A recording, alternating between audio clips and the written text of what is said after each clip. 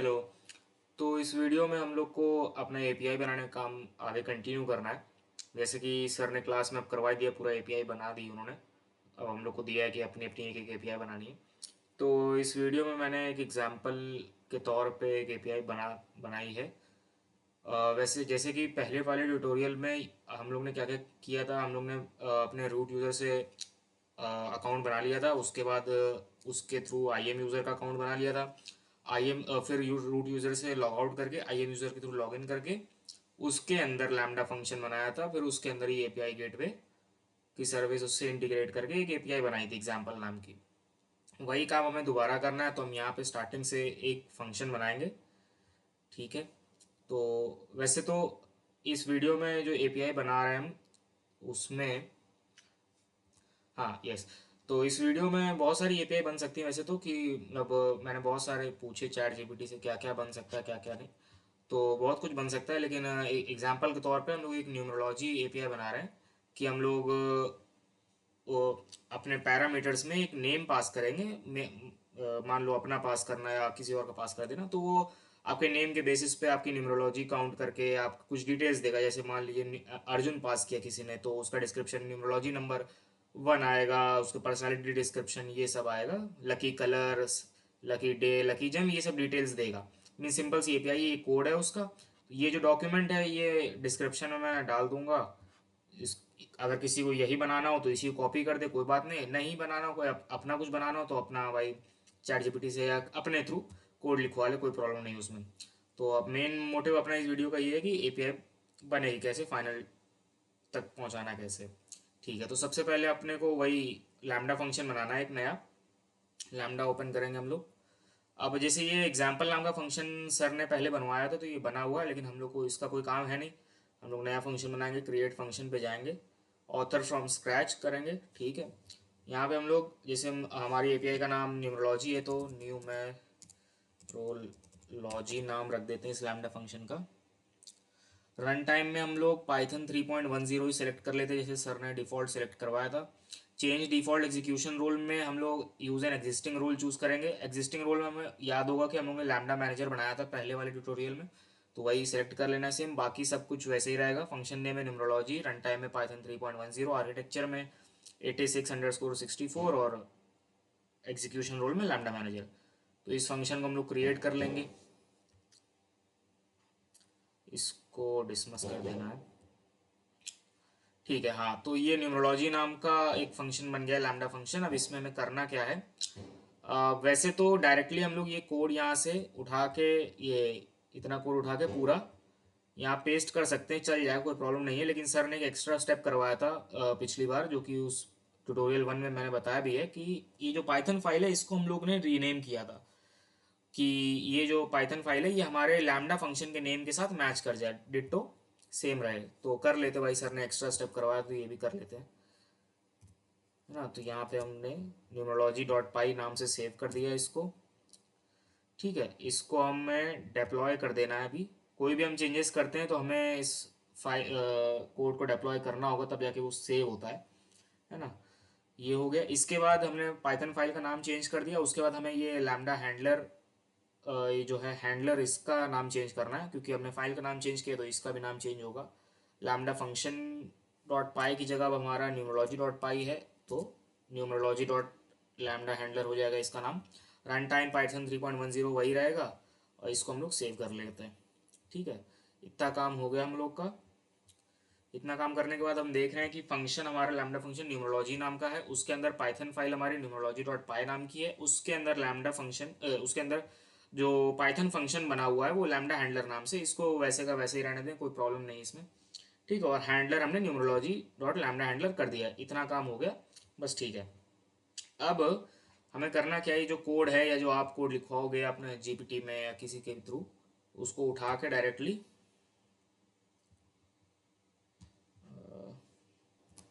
हाँ, तो ये जो कोड है इसको डायरेक्टली हम लोग को कॉपी पेस्ट कर लेना है। अब जैसे ये यहाँ तक आ रहा है, एक सेकंड, है ना। हाँ, तो हमने ये कोड कॉपी कर लिया है यहाँ पे। जैसे इसमें हम लोग नॉर्मली देख सकते हैं कि हमारा ये मेन लैम्डा हैंडलर फंक्शन नाम बना हुआ है, जिसमें दो पैरामीटर हैं, हमारा इवेंट और कॉन्टेक्स्ट। ठीक है।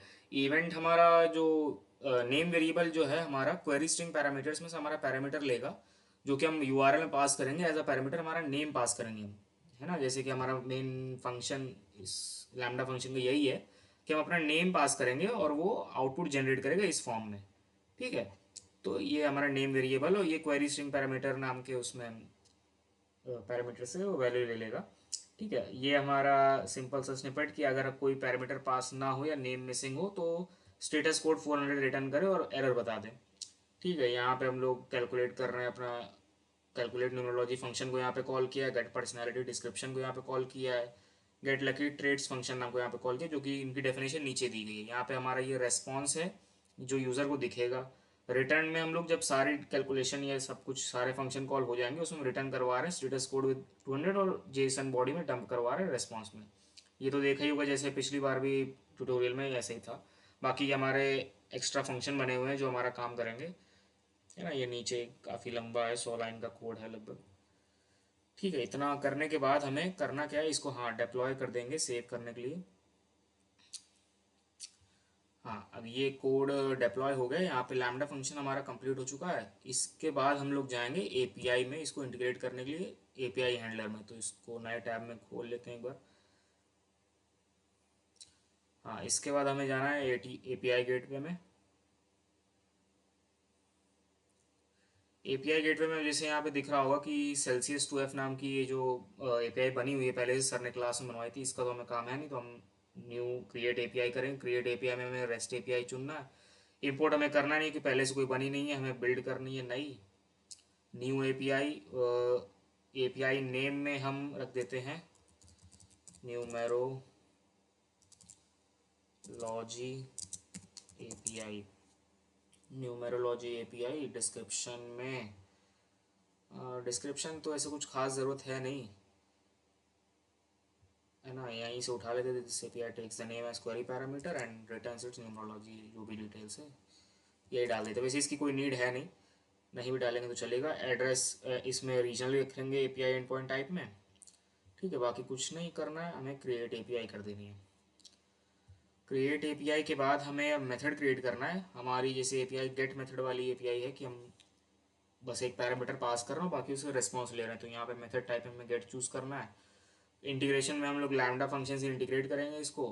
पहले वाले ट्यूटोरियल में जैसे मैंने लैम्डा प्रॉक्सी इंटीग्रेशन ऑन नहीं किया था, सर ने इसको ऑन करवाया था। इसका रीज़न उन्होंने ये दिया था कि लैम्डा प्रॉक्सी इंटीग्रेशन से जो भी कॉन्फ़िगरेशन होता है कोड को मैनेज करने का, रिक्वेस्ट आने का, रिस्पॉन्स भेजने का, वो AWS खुद हैंडल करता है अगर ये चीज़ ऑन है। अगर ये चीज़ ऑन नहीं है तो हमें वो कॉन्फ़िगरेशन खुद से लिखना पड़ेगा। जो भी सर ने ऐसा बताया था उसका इतना नॉलेज मेरे को भी नहीं है ना। हाँ, अब यहाँ पे लैम्डा फंक्शन में जैसे यहाँ पे दिख रहा होगा कि एपी साउथ वन, मतलब ये हमारा मुंबई का कोड पहले से सिलेक्ट है। रीजन, हाँ याद रखना, सबसे पहले जब ये सब स्टार्ट करने से पहले यहाँ पे हमें रीजन हमारा मुंबई होना चाहिए। यहाँ पे जब लैम्डा फंक्शन बनाने से पहले भी हमें सबसे पहले मुंबई रीजन सेलेक्ट कर लेना। ठीक है। यहाँ पे अब लैम्डा फंक्शन में जब जाएंगे तो हमें ये न्यूमरोलॉजी फंक्शन दिख रहा है, यहाँ पे ये चूज़ कर लेंगे। इंटीग्रेशन टाइम आउट में ये सब डिफ़ॉल्ट रहेगा, कुछ नहीं करना। मैं यहाँ पे क्रिएट मेथड कर देंगे। क्रिएट मेथड करने के बाद हमें यहाँ पे दिख रहा है ये गेट मेथड क्रिएट हो गया। यहाँ पे क्लाइंट से मेथड रिक्वेस्ट जाएगी, इंटीग्रेशन होगा, लैम्डा फंक्शन से होगा इंटीग्रेशन, फिर रिस्पॉन्स आएगा, फिर क्लाइंट को चला जाएगा। ये सब है, ठीक है। अब यहाँ पे इसको हमें डिप्लॉय कर देना है इस एपीआई को। स्टेज में हम लोग इसको अभी न्यू स्टेज चुन लेते हैं। स्टेज नेम अभी जैसे डेवलपमेंट स्टेज ही है हमारा ये, तो डेव स्टेज हो गया। हाँ, अब ये हमारी एपीआई बन गई है। ये हमारा इन्वोक यूआरएल है, इसको हमने कॉपी कर लेना। इसको हमने कॉपी किया। अब इसको नए टैब में जैसे जाके पेस्ट करेंगे। अब इसे यहाँ पे डेव दिख रहा है, तो यहाँ पे अब हमें अपना पैरामीटर पास करना है।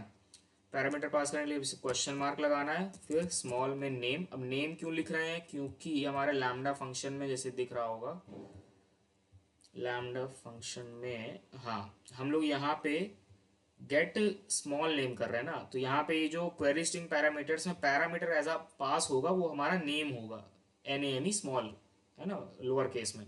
तो हम लोग को यहाँ पे नेम और उसके साथ में हमारा नाम जो भी है दे देना। जैसे मेरा नाम दिव्यांश है तो मैंने दे दिया, और इसको एंटर करेंगे। एंटर करने के बाद ये रेस्पॉन्स आ गया, है ना। अब इसको देख सकते हैं, इसमें क्या बताया, नेम दिव्यांश, न्यूमरोलॉजी नंबर 3, जो भी है इसने डिस्क्रिप्शन दे दिया। अब ये सही है कि नहीं ये तो भगवान जाने, क्योंकि ये तो जीपीटी ने लिखा है, सही है कि नहीं मेरे को नहीं पता।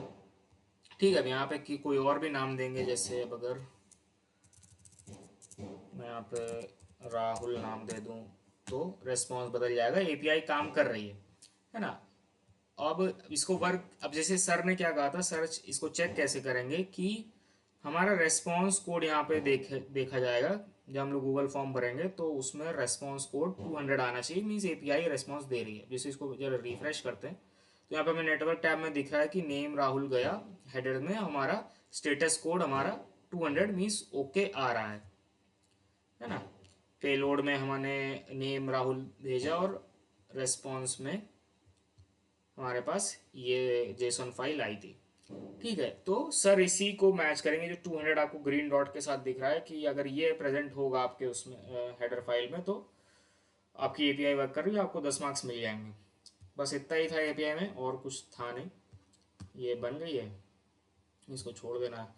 हाँ, अब जैसे एरर कब आएगा कि अगर यहाँ पे हम कोई भी नेम पास नहीं करते हैं, जैसे यहाँ पे ना सिर्फ नेम लिख के मैं वेरिएबल लिख दूँ और कुछ पास ना करूँ उसमें वैल्यू, तो ये एरर देगा। और यहाँ पे आप देख सकते हो कि रेस्पॉन्स कोड हमारा 400 आया, बैड रिक्वेस्ट, क्योंकि हम लोग ने ये कोड यहाँ पे लगाया हुआ है। एक सेकंड,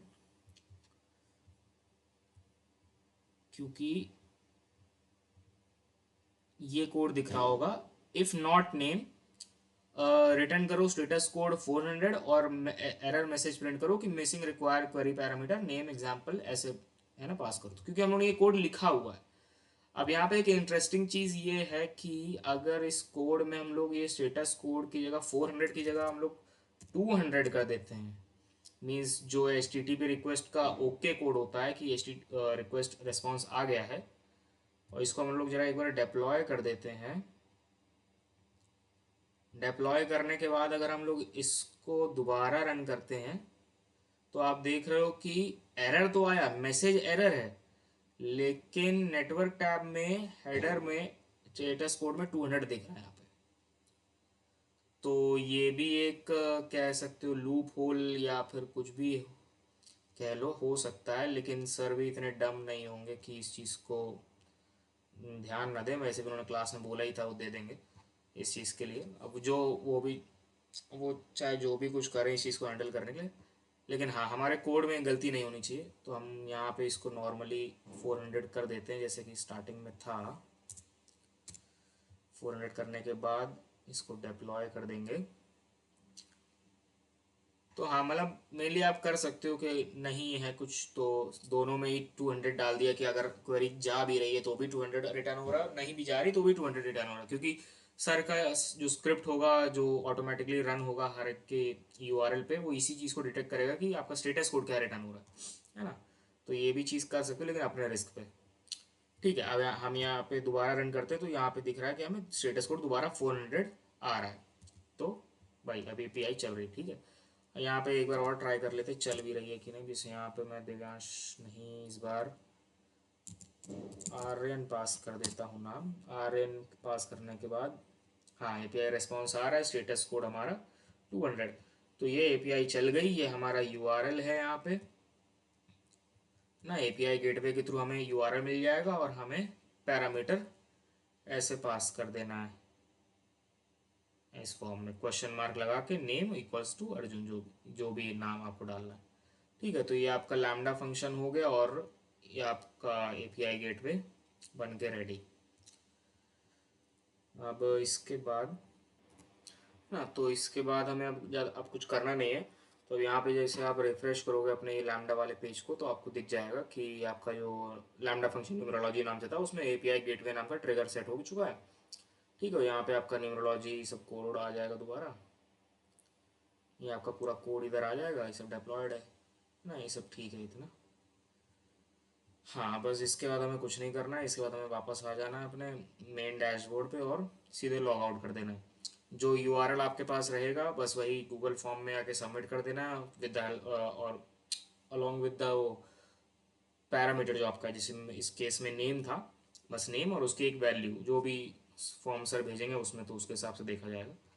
तो और बाकी रही बात ये इस डॉक्यूमेंट की, तो मैं इसको वीडियो के डिस्क्रिप्शन में डाल दूंगा, चाहिए होगा तो इसी से कॉपी कर लेना या तो अपना बना लेना, कोई बात नहीं। ठीक।